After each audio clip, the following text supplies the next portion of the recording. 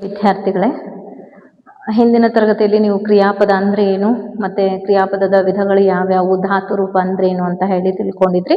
ಅದರ ಮುಂದುವರೆದ ಭಾಗ ಅಂದ್ರೆ ತುಂಬಾ ರೀತಿಯಾದಂತಹ 8 ರೀತಿಯಾದಂತಹ ವಿಧಗಳಿವೆ. ಅದರಲ್ಲಿ ಮೇನ್ ಇಂಪಾರ್ಟೆಂಟ್ ಆಗಿ ನಿಮ್ಮ ಬೋರ್ಡ್ ಎಕ್ಸಾಮ್ಗೆ, ಈಗ CBSE ಬೋರ್ಡ್ ಎಕ್ಸಾಮ್ಗೆ ಬರತಕ್ಕಂತಹ 3 ರೀತಿಯಾದಂತಹ ವಿಧಗಳನ್ನ ನಾನು ನಿಮ್ಗೆ ಚೆನ್ನಾಗಿ ಎಕ್ಸ್ಪ್ಲೇನ್ ಮಾಡ್ತೀನಿ. ಯಾಕಂದ್ರೆ ಆ 3ರಲ್ಲಿ ಒಂದು ಕ್ವೆಶನ್ಸ್ ನಿಮ್ಗೆ ಈಗ ಇದ್ದೇ ಇರುತ್ತೆ, ಇಂಪಾರ್ಟೆಂಟ್ ಕ್ವೆಶನ್ಸ್ ಆಗಿರುತ್ತೆ ಅದು. ಹಾಗಾದ್ರೆ ಏನು ಅದರಲ್ಲಿ ಬಂದು ಅಂದ್ರೆ ವಿಧ್ಯರ್ಥಕ, ನಿಷೇಧಾರ್ಥಕ, ಸಂಭವನಾರ್ಥಕ, ಈ 3 ಕ್ವಶನ್ಸ್ ನಿಮ್ಗೆ ಏನಾಗಿದೆ, ತುಂಬಾ ಇಂಪಾರ್ಟೆಂಟ್ ಆಗಿರ್ತಕ್ಕಂತಹ ಕ್ವಶನ್ ಆಗಿದೆ ಮಕ್ಕಳೇ.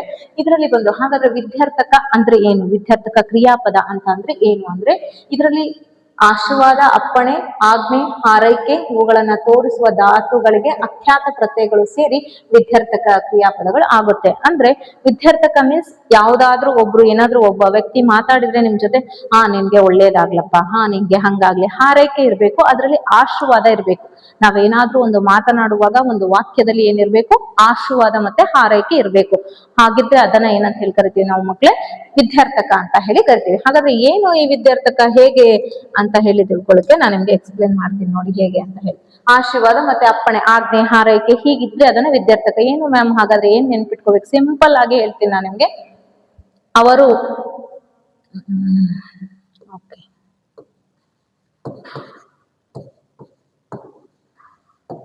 ಅವನಿಗೆ ದೇವರು ಒಳ್ಳೆಯದನ್ನು ಮಾಡಲಿ. ಒಂದು ಸೆಂಟೆನ್ಸ್ ಅನ್ನ ತಗೊಂಡಿದ್ದೀನಿ ನಾನು ನಿಮ್ಗೆ, ಸುಮ್ಮನೆ ನಿಮ್ಗೆ ಹೇಳಲಿಕ್ಕೆ. ಹಾಗಾದ್ರೆ ಇದನ್ನೇ 3 ರೀತಿಯಲ್ಲಿ, ಹೇಗೆ ವಿದ್ಯಾರ್ಥಕ ಅಂತ ಹೇಳಿ ಹೇಗೆ ಐಡೆಂಟಿಫೈ ಮಾಡಬೇಕು, ಸಂಭವನಾರ್ಥಕ ಅಂತ ಹೇಳಿ ಹೇಗೆ ಐಡೆಂಟಿಫೈ ಮಾಡಬೇಕು, ಮತ್ತೆ ನಿಷೇಧಾರ್ಥಕ ಅಂದ್ರೆ ಹೇಗೆ ಅಂತ ಹೇಳಿ ಐಡೆಂಟಿಫೈ ಮಾಡ್ಬೇಕು ಅನ್ನೋದನ್ನ ಹೇಳ್ತೀನಿ ನನಗೆ. ವಿದ್ಯಾರ್ಥಕ ಅಂದ್ರೆ ನಾನು ನಿಮ್ಗೆ ಹೇಳ್ದೆ ಈಗಾಗ್ಲೇ, ಆಶೀರ್ವಾದ, ಅಪ್ಪಣೆ, ಆಜ್ಞೆ ಇರ್ಬೇಕು. ಇದನ್ನ ಏನಂತ ಹೇಳ್ಕೊಳ್ತೀವಿ, ವಿದ್ಯಾರ್ಥಕ. ಒಂದು ನಾರ್ಮಲ್ ಸೆಂಟೆನ್ಸ್ ಅನ್ನ ತಗೊಂಡಿದೆ, ಅವನಿಗೆ ದೇವರು ಒಳ್ಳೆಯದನ್ನ ಮಾಡಲಿ. ಈ ಏನು ಮಾಡಲಿ ಅಂತಕ್ಕಂಥದ್ದು ಏನಿದೆ ಅಲ್ಲ, ಇದನ್ನ ಏನಂತ ಹೇಳಿ ಕರಿತೀವಿ, ವಿದ್ಯಾರ್ಥಕ ಅಂತ ಹೇಳಿ ಕರಿತೀವಿ. ವಿದ್ಯಾರ್ಥಕ ಅಂತ ಹೇಳಿ ಕರಿತೀವಿ. ಅಂದ್ರೆ ಮಾಡಲಿ ಅಂತಕ್ಕಂಥದ್ದು ಇದ್ರಲ್ಲಿ ಒಂದು ಸಮ್ಮತಿ ಇದೆ, ಒಂದು ಆಶೀರ್ವಾದ. ಅವನಿಗೆ ದೇವರು ಒಳ್ಳೇದ್ ಮಾಡ್ಲಪ್ಪ, ಅವ್ನಿಗೆ ಒಳ್ಳೇದಾಗ್ಲಿ, ಅವನು ಒಳ್ಳೆಯವನು ಅಂತ ಹೇಳ್ತೀವಲ್ವಾ, ಮಾಡಲಿ. ನೋಡಿ, ಒಂದು ವಾಕ್ಯವನ್ನ ಕೊಟ್ಟಾಗ, ಒಂದು ಸೆಂಟೆನ್ಸ್ ಅನ್ನ ಕೊಟ್ಟಾಗ ನೀವು ಯಾವುದರ ಬಗ್ಗೆ ಯೋಚನೆ ಮಾಡೋ ಹಾಗಿಲ್ಲ. ಎಷ್ಟೇ ಉದ್ದದ ಸೆಂಟೆನ್ಸ್ ಆಗಿದ್ರು ನೀವು ಮಾಡ್ತಕ್ಕಂಥದ್ದು ಏನು, ಕ್ರಿಯಾಪದವನ್ನ ಅಲ್ಲಿ ಚೇಂಜಸ್ ಅನ್ನ ಮಾಡ್ಬೇಕು. ಅಲ್ಲಿ ನೀವು ಹೋಗ್ಬಿಟ್ಟು ಅಲ್ಲಿ ಏನಿರುತ್ತೋ ಅದನ್ನ ತೆಗೆದು ಅದರ ಬದಲಾಗಿ ಏನನ್ನ ಮಾಡ್ಬೇಕು, ಮಾಡಲಿ ಅಂತ ಹೇಳಿ ಬರಿಬೇಕಾದಂತಹದ್ದು. ಅಥವಾ ನಿಮ್ಗೆ ಈ ರೀತಿ 4 ಆಪ್ಷನ್ಸ್ ಅನ್ನ ಕೊಟ್ಬಿಟ್ಟು ಇದರಲ್ಲಿ ಯಾವುದು ವಿದ್ಯಾರ್ಥಕ, ಯಾವುದು ನಿಷೇಧಾರ್ಥಕ, ಯಾವುದು ಮಾಡಬಾರನು, ಮಾಡಿದಳು, ಮಾಡಳು, ಮತ್ತೆ ಮಾಡಲಿ ಅಂತ ಹೇಳಿ ಕೊಟ್ರೆ, ನೀವು ಮಾಡಲಿ ಅಂತಕ್ಕಂಥದನ್ನ ವಿದ್ಯಾರ್ಥಕ ಅಂತ ಹೇಳಿ ನೀವು ಐಡೆಂಟಿಫೈನ ಮಾಡ್ಕೋಬೇಕು. ಅವಾಗ ನೆಕ್ಸ್ಟ್ ಕ್ವೆಶನ್ ಬಂದು ಯಾವುದು, ನಿಷೇಧಾರ್ಥಕ ಕ್ರಿಯಾಪದಗಳು. ನಿಷೇಧಾರ್ಥಕ ಅಂದ್ರೆ ಏನು, ಕ್ರಿಯೆಯು ನಡೆಯಲಿಲ್ಲ ಎಂಬ ಅರ್ಥವನ್ನ ತೋರುವಾಗ ಧಾತುಗಳ ಮೇಲೆ ಅಖ್ಯಾತ ಪ್ರತ್ಯಯಗಳು ಸೇರಿದಾಗ ನಿಷೇಧಾರ್ಥಕಗಳು ಅಂತ ಹೇಳಿ ಹೇಳ್ತೇವೆ. ನಿಷೇಧ ಅಂದ್ರೆ ನಿಮ್ಗೆ ಗೊತ್ತಿರ್ಬೇಕು, ಫುಲ್ ಏನು ಸ್ಥಗಿತ ಆಗ್ತಕ್ಕಂಥದ್ದು, ಏನು ಮುಂದುವರೆದ ಕೆಲಸವನ್ನ ಮಾಡದೇ ಇರ್ತಕ್ಕಂಥದ್ದು. ನಿಷೇಧ ಮೀನ್ಸ್ ಸ್ಟಾಪ್ ಆಗ್ತಕ್ಕಂಥದ್ದು. ಹಾಗಾದ್ರೆ ಇಲ್ಲಿ ಒಂದು ಕ್ವೆಶನ್ ಅನ್ನ ಕೇಳಿದೀನಿ, ಸೇಮ್ ಆಸ್ ಇಟ್ ಈಸ್ ಏನು, ಅವನಿಗೆ ದೇವರು ಒಳ್ಳೆಯದನ್ನ ಮಾಡದಿರಲಿ.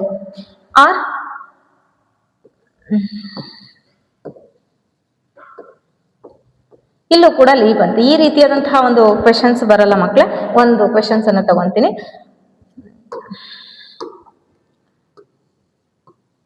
ಅವನು ಅನ್ನವನ್ನು ತಿನ್ನನು. ಅವನು ಅನ್ನವನ್ನು ತಿನ್ನನು. ಹಾಗಾದ್ರೆ ಇದನ್ನೇ ತಗೊಂಡಾಗ ವಿದ್ಯಾರ್ಥಕ್ಕೆ ಅವನು ಅನ್ನವನ್ನು ತಿನ್ನಲಿ.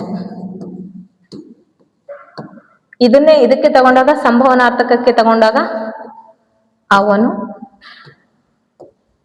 ಅನ್ನವನ್ನು, ನಿಮ್ಗೆ ಫಸ್ಟ್ ಸಂಭವನಾರ್ಥಕ ಅಂದ್ರೆ ಏನು ಅಂತ ಹೇಳ್ತೀನಿ. ಫಸ್ಟ್ ನೋಡಿ, ವಿದ್ಯಾರ್ಥಕ ಅಂದ್ರೆ ಏನು ಅಂತ ಗೊತ್ತಾಯ್ತು.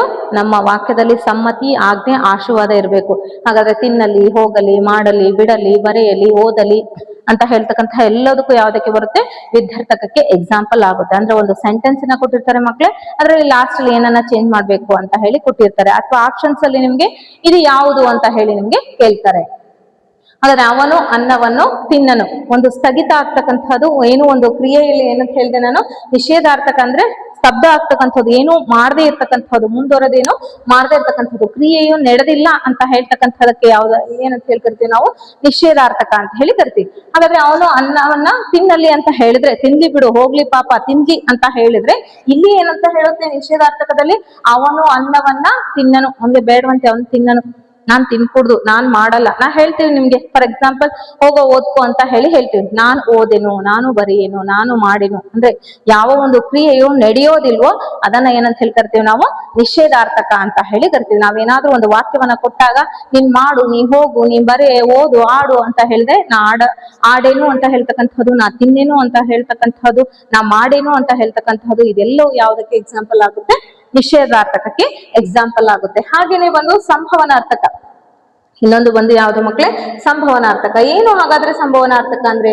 ಕ್ರಿಯೆಯು ನಡೆಯುವಿಕೆಯಲ್ಲಿ ಸಂಶಯ ಅಥವಾ ಊಹೆಯನ್ನ ತರುವ ಧಾತುಗಳ ಮೇಲೆ ಅಖ್ಯಾತ ಪ್ರತ್ಯಯಗಳು ಸೇರಿ ಏನಾಗುತ್ತೆ? ಅದು ಸಂಭವನಾರ್ಥಕ ಅಂತ ಹೇಳಿ ಅನ್ಸುತ್ತೆ. ಹಾಗಾದ್ರೆ ಇದೊಂದು ರೀತಿಯ ಭವಿಷ್ಯತ್ ಕಾಲಕ್ಕೆ ಸಂಬಂಧಪಟ್ಟಕ್ಕಂಥದ್ದು, ಊಹೆ ಅಥವಾ ಸಂಶಯದ ಮೇಲೆ ಹೇಳ್ತಕ್ಕಂಥದ್ದು. ಮೊದಲನೇದ ಆಗಿ ಬಂದು ವಿದ್ಯಾರ್ಥಕದಲ್ಲಿ ಆಶ್ರಯ ಮತ್ತು ಆಶೀರ್ವಾದ ಮತ್ತು ಅಪ್ಪಣೆ ಇರ್ತಕ್ಕಂಥದ್ದು. ಅಲ್ಲಿ ಹೋಗಲಿ, ಮಾಡಲಿ, ತಿನ್ನಲಿ, ಬರೆಯಲಿ, ಆಗಲಿ ಅಂತಕ್ಕಂಥದ್ದೆಲ್ಲ ಯಾವ್ದಕ್ಕಾಗುತ್ತೆ?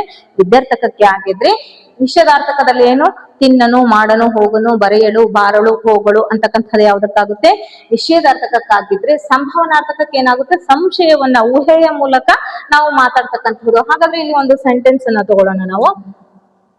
ಏನಂತ ಹೇಳ್ಬಿಟ್ಟು, ಅವಳು ನಾಳೆ ಅವಳು ನಾಳೆ ಬಂದಾಳು.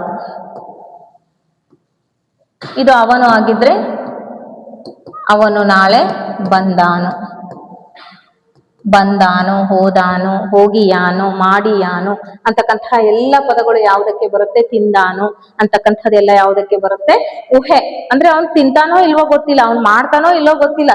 ಅವನು ನಾಳೆ ಬಂದಾಳು, ಅವಳು ನಾಳೆ ಬಂದಾಳು, ಅವನು ನಾಳೆ ಬಂದಾನು, ಅವ್ನು ಬರಬಹುದು, ಬರ್ಲಿಕ್ಕಿಲ್ಲ. ಊಹೆ, ಸಂಶಯನ ಹೇಳ್ತಕ್ಕಂಥದ್ದು, ನಮ್ಮಷ್ಟಕ್ಕೆ ನಾವೇ ಕಲ್ಪನೆಯನ್ನ ಮಾಡ್ಕೊಂಡು ಹೇಳ್ತಕ್ಕಂಥದ್ದು. ಇದು ಒಂದು ರೀತಿಯಲ್ಲಿ ಭವಿಷ್ಯತ್ ಕಾಲಕ್ಕೆ ಸಂಬಂಧಪಟ್ಟಂತಹ ವಾಕ್ಯವಾಗಿದೆ ಮಕ್ಕಳೇ. ಅವಳು ನಾಳೆ ಬಂದಾಳು, ಬರಬಹುದು, ಬರ್ಲಿಕ್ಕಿಲ್ಲ. ಊಹೆಯನ್ನ ಕಲ್ಪನೆ ಮಾಡಿ ಹೇಳ್ತಕ್ಕಂಥದ್ದು. ಬಂದಾಳು, ಹೋದಾಳು ಅಂತಕ್ಕಂಥದ್ದೆಲ್ಲ ಯಾವುದಕ್ಕೆ ಬರುತ್ತೆ? ಈ ಸಂಭವನಾರ್ಥಕಕ್ಕೆ ಬರುತ್ತೆ. ಇದರಲ್ಲಿ 3 ಕ್ವಶನ್ಸ್ ಅಲ್ಲಿ ವೆರಿ ವೆರಿ ಇಂಪಾರ್ಟೆಂಟ್. ಅಂದ್ರೆ ಟೈಮ್ಸ್ ಸಂಭವನಾರ್ಥಕ ಕೊಡ್ಬೋದು, ಟೈಮ್ಸ್ ವಿದ್ಯಾರ್ಥಕ ಕೊಡ್ಬೋದು, ಟೈಮ್ಸ್ ನಿಷೇಧಾರ್ಥಕನೂ ಕೊಡ್ಬೋದು. ಇದು 3ರಲ್ಲಿ ಯಾವ್ದು ಬರುತ್ತೆ ಅಂತ ಹೇಳಿ ಇಂತಹದೇ ಅಂತ ಹೇಳಲಿಕ್ಕೆ ಆಗೋದಿಲ್ಲ. ಈ 3ರಲ್ಲಿ ಬಟ್ 1 ಕ್ವಶನ್ಸ್ ಇದ್ದೇ ಇರುತ್ತೆ. ಹಾಗಾದ್ರೆ ವಿದ್ಯಾರ್ಥಕ ಅಂದ್ರೆ ಅದರ ಎಕ್ಸಾಂಪಲ್ಸ್ ಅನ್ನ ನೀವು ನೆನಪಲ್ಲಿ ಇಟ್ಕೋಬೇಕು. ಏನು? ಮಾಡಲಿ, ಹೋಗಲಿ, ಬರೆಯಲಿ, ತಿನ್ನಲಿ ಅಂತ ಹೇಳ್ತಕ್ಕಂಥದ್ದಾಗಿರ್ಬೋದು. ನಿಷೇಧಾರ್ಥಕದಲ್ಲಿ ಏನು? ತಿನ್ನನು, ಮಾಡನು, ಹೋಗನು, ಆಡನು, ಬರೆಯನು, ಓದನು ಅಂತ ಹೇಳ್ತಕ್ಕಂಥದ್ದಾಗಿರ್ಬೋದು. ಯಾವುದು? ಸಂಭವನಾರ್ಥಕದಲ್ಲಿ ಬಂದಾನೋ, ಹೋದಾನೋ ಅಂತಕ್ಕಂಥದ್ದೆಲ್ಲ ಯಾವುದಕ್ಕೆ ಆಗುತ್ತೆ? ಸಂಭವನಾರ್ಥಕಕ್ಕೆ ಆಗುತ್ತೆ. ಇದಿಷ್ಟರಲ್ಲೂ ಕೂಡ ನಿಮ್ಗೆ ಏನಿರುತ್ತೆ? ಒಂದು ಕ್ವೆಶನ್ಸ್ ಇದ್ದೇ ಇರುತ್ತೆ ಮಕ್ಕಳೇ. ಓಕೆ, ಇದೆಲ್ಲವೂ ನಿಮ್ಗೆ ಅರ್ಥ ಆಗಿದೆ ಅಂತ ಹೇಳಿ ಅನ್ಕೊಳ್ತೀನಿ. ಇನ್ನೊಂದು ಬಂದು ಯಾವುದು? ಕರ್ತರಿ ಕರ್ಮಿಣಿ. ಇದರಲ್ಲಿ ಬರ್ತಕ್ಕಂಥ ಒಂದು ಪಾಠಲ್ಲಿ ಕರ್ತರಿ ಕರ್ಮಿಣಿ ಅಂತ ಹೇಳಿ ನಿಮ್ಗೆ ಬರುತ್ತೆ, ನೀವು ಗೊತ್ತಿದೆ ಅಂತ ಅನ್ಕೊಳ್ತೇನೆ. ಎಲ್ಲವೂ ಕೂಡ ಅಷ್ಟೇ ಮಕ್ಕಳೇ, ಒಂದು ನಾರ್ಮಲ್ ಸೆಂಟೆನ್ಸ್ ಅನ್ನ ತಗೊಂಡು ಅದನ್ನ ಬದಲಾಯಿಸಿ ಬರ್ತಕ್ಕಂಥದ್ದು. ಕಾಲಗಳಲ್ಲಿ ನೀವು ಹೇಗೆ ಒಂದು ನಾರ್ಮಲ್ ಸೆಂಟೆನ್ಸ್ ಅನ್ನ ತಗೊಳ್ಳುವಾಗ ಕ್ರಿಯಾಪದವನ್ನ ಚೇಂಜ್ ಮಾಡಿದ್ರಿ, ಇದನ್ನು ಕೂಡ ಏನು ಕ್ರಿಯಾಪದವನ್ನ ಚೇಂಜಸ್ ಅನ್ನ ಮಾಡ್ಕೊಳ್ತಕ್ಕಂಥದ್ದು. ಯಾವುದ್ರಲ್ಲಿ ಏನ್ ಬರುತ್ತೆ ಅನ್ನೋದು ನಿಮ್ಗೆ ಚೆನ್ನಾಗಿ ಗೊತ್ತಿರಬೇಕು. ಈಗಾಗಲೇ ನೀವು ವಿದ್ಯಾರ್ಥಕ, ಸಂಭವನಾರ್ಥಕ, ನಿಷೇಧಾರ್ಥಕ ಶಾಲೆಯಲ್ಲಿ ನಿಮ್ಗೆ ಶಿಕ್ಷಕರು ಹೇಳ್ಕೊಟ್ಟಿರ್ತಾರೆ. ಬಟ್ ಈ ಬೇಸ್ ಮೇಲೆ ಇಂತಹದೇ ಇಂಪಾರ್ಟೆಂಟ್ ಯಾವುದು ನಿಮ್ಗೆ ಇಂಪಾರ್ಟೆಂಟ್ ಕ್ವಶನ್ಸ್ ಇದೆನೋ ಅದನ್ನ ನಾನು ನಿಮ್ಗೆ ಹೇಳ್ತಾ ಅರ್ಥ ಮಾಡ್ತಾ ಹೋಗ್ತಾ ಇದ್ದೀನಿ. ಯಾಕಂದ್ರೆ ಇದ್ರ ಒಳಗಡೆ 100% ಏನ್ ಬರುತ್ತೆ? ಕ್ವಶನ್ಸ್ ಬಂದಿರುತ್ತೆ. ಹಾಗೇನೆ ಕರ್ತರಿ ಮತ್ತೆ ಕರ್ಮಿಣಿ, ಇದರಲ್ಲಿ ಒಂದು ನೋಡಿ, ಕರ್ತರಿ ಮತ್ತೆ ಕರ್ಮಿಣಿ. ಕರ್ತರಿ ಮತ್ತು ಕರ್ಮಿಣಿ ಪ್ರಯೋಗ ಅಂತ ಹೇಳಿ ಒಂದಿರುತ್ತೆ. ಯಾವುದು?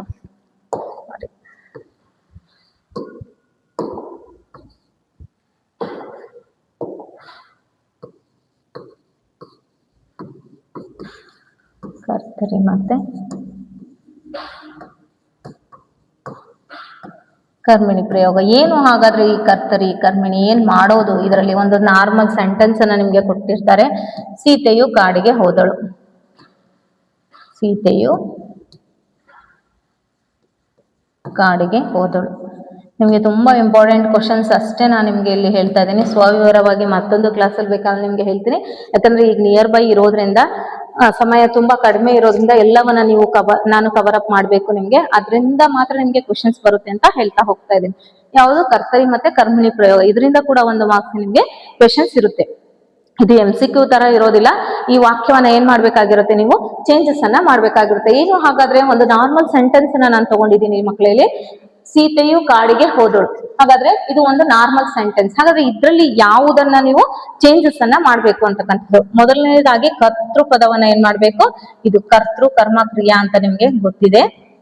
ಕರ್ತೃ ಕರ್ಮ ಕ್ರಿಯಾ, ಕರ್ತೃವನ್ನ ಮತ್ತೆ ಕ್ರಿಯಾಪದವನ್ನ ಚೇಂಜಸ್ ಅನ್ನ ನೀವು ಮಾಡ್ಬೇಕು ಇದ್ರಲ್ಲಿ ಮಕ್ಕಳೇ. ಹೇಗೆ ಹಾಗಾದ್ರೆ, ಸೀತೆಯು, ಇಲ್ಲಿ ಹೆಲ್ಪಿಂಗ್ ವರ್ಬ್ಸ್ ಅನ್ನ ತಗೋಬೇಕು. ಫಸ್ಟ್ ಕರ್ತೃವನ್ನ ಏನು, ಸೀತೆಯಿಂದ ಅಂದ್ರೆ ಯಾವುದೇ ಒಂದು ಕರ್ತೃ ಪದ ಬರ್ಲಿ ಅಲ್ಲಿಗೆ ಏನನ್ನ ಆಡ್ ಮಾಡ್ಬೇಕು ನೀವು, ಇಂದ ಅಂತಕ್ಕಂಥದನ್ನ ನೀವು ಸೇರಿಸ್ಬೇಕು. ಸೀತೆಯಿಂದ ಕಾಡು, ಇಲ್ಲಿ ಸ್ವಲ್ಪ ಮಟ್ಟಿಗೆ ಅದಲು ಬದಲಾಗಿ ಚೇಂಜಸ್ ಆಗುತ್ತೆ. ಹೋಗಲ್ಪಟ್ಟಿತು, ಹೋಗಲ್ಪಟ್ಟಿತು. ನೋಡಿ, ಕ್ರಿಯಾಪದಕ್ಕೆ ಅಲ್ಪಡುವನ್ನ ಆಡ್ ಮಾಡ್ಬೇಕು. ಕರ್ತೃಪದಕ್ಕೆ ಏನು, ಇಂದ, ಕ್ರಿಯಾಪದಕ್ಕೆ ಅಲ್ಪಡು. ಯಾವುದೇ ಒಂದು ಸೆಂಟೆನ್ಸ್ ನ ಕೊಟ್ಟಿರ್ಲಿ, ಎಷ್ಟು ಉದ್ದದೇ ಒಂದು ಸೆಂಟೆನ್ಸ್ ನ ಕೊಟ್ಟಿರ್ಲಿ, ಮ್ಯಾಮ್ ಹೇಳಿದ್ರು ಇಷ್ಟೇ, ಸೀತೆಯು ಕಾಡಿಗೆ ಒಂದು ಸಿಂಪಲ್ ಸೆಂಟೆನ್ಸ್ ನ ಕೊಟ್ಟಿದ್ರು, ಎಕ್ಸಾಮ್ ಹಾಲ್ ಅಲ್ಲಿ ನಾವು ಕುತ್ಕೊಂಡು ಅಯ್ಯೋ ಇಷ್ಟು ಉದ್ದ ಸೆಂಟೆನ್ಸ್ ಬಂದ್ಬಿಟ್ಟು ಹೇಗ್ ಬರೆಯೋದು ಅಂತ ಹೇಳಿ ಕನ್ಫ್ಯೂಷನ್ ಆಗುತ್ತಕ್ಕಂತಹ ಅಗತ್ಯತೆ ಇಲ್ಲ.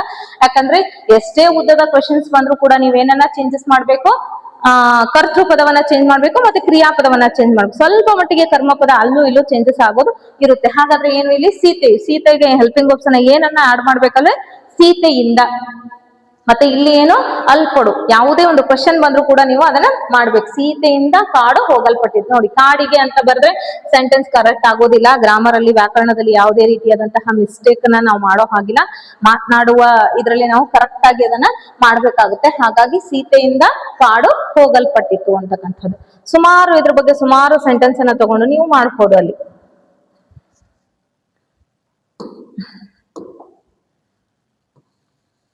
ರಾಧಾ ಆಟವನ್ನು ಆಡಿದಳು.